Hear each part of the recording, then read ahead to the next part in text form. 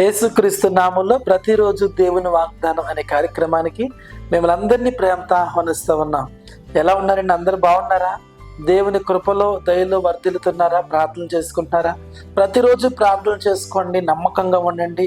దేవుడు తగిన సమయంలో మీ పట్ల అద్భుతమైన కార్యం, ఆశ్చర్యమైన కార్యం, మహిమ కలిగిన కార్యాలు మీ జీవితాల్లో జరిగిస్తాడు. ఈ ఆదివారం ఉదయమే లేచి మీరు ప్రార్థన చేసుకున్నారు, మందిరానికి సిద్ధపడుతున్నారు. త్వరగా లేచి మందిరానికి రండి.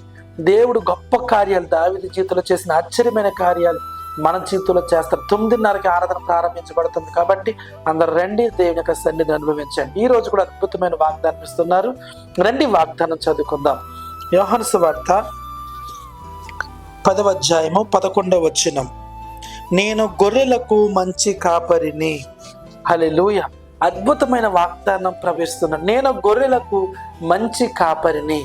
దేవుడు మనందరికీ మంచి కాపరిగా ఉన్నాడు కాబట్టి మంచి కాపరే గనుక ఒకవేళ తోడేలు వచ్చినప్పటికీ, శత్రువైన సాతాను వచ్చినప్పటికీ అతడు ఎంత మాత్రము భయపడక ఆ సాతాన్ని ఎదిరించి, శత్రుని ఎదిరించి మనకు జీవమును, ఆశీర్వాదాన్ని కలుగ చేస్తాడు. జీతగాడే గనక తోడేలు వచ్చినప్పుడు, సింహం వచ్చినప్పుడు, ఎలుగుబంటి వచ్చినప్పుడు గొర్రెను విడిచి పారిపోతాడు.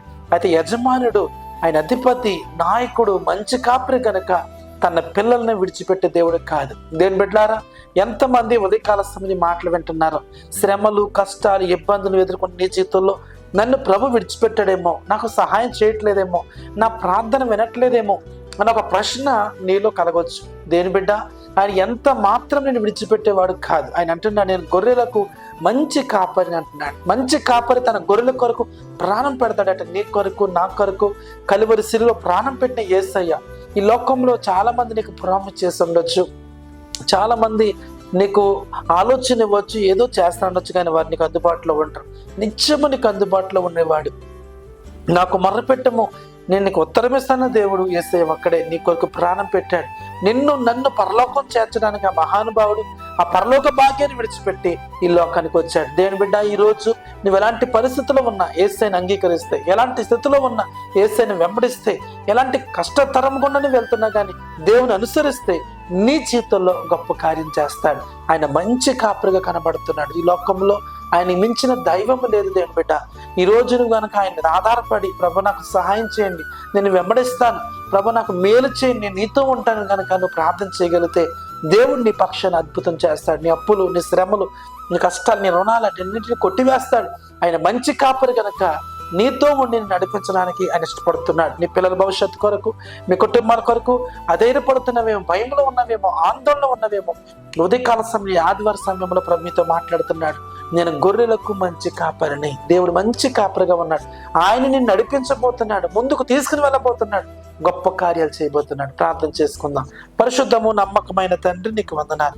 ఎంతమంది ఉదయకాల సమయంలో ఈ వాగ్దానం విన్నారు, నేను గొర్రెలకు మంచి కాపరి అన్న ప్రభా, నీవు మాకు మంచి కాపరు తండ్రి. శ్రమలో, కష్టాల్లో, ఇబ్బందులు, ఇరుకులో ఉన్నప్పుడు మీరు మాతో ఉండి మమ్మల్ని నడిపిస్తున్న తండ్రి, నీకు స్తోత్రాలు. ఘనమైన కార్యాలు, అద్భుతమైన కార్యాలు ఈ ఉదయకాల సమయంలో మా బిడ్డలు అందరి చేతులు జరిగించి, ఎంతమంది వాగ్దానం వింటున్నారు వారందరూ ధైర్యపరచబడుదురుగాక, ఆదరించబడుదురుగాక. మీరు సహాయం చేసి నడిపించమని యేసు నామములో అడుగుచున్నాము తండ్రి. ఆమేన్, ఆమేన్. హల్లెలూయా. ప్రభు మనందరికి ఇచ్చిన వాగ్దానం, నేను గొర్రెలకు మంచి కాపరిని. కాబట్టి ఆయన మంచి కాపరిగా మనతో ఉంటాడు, ముందుకు నడిపిస్తాడు. అలాంటి కృప దేవుడు మనందరికి దయచేయును గాక. ఆమేన్. God bless you.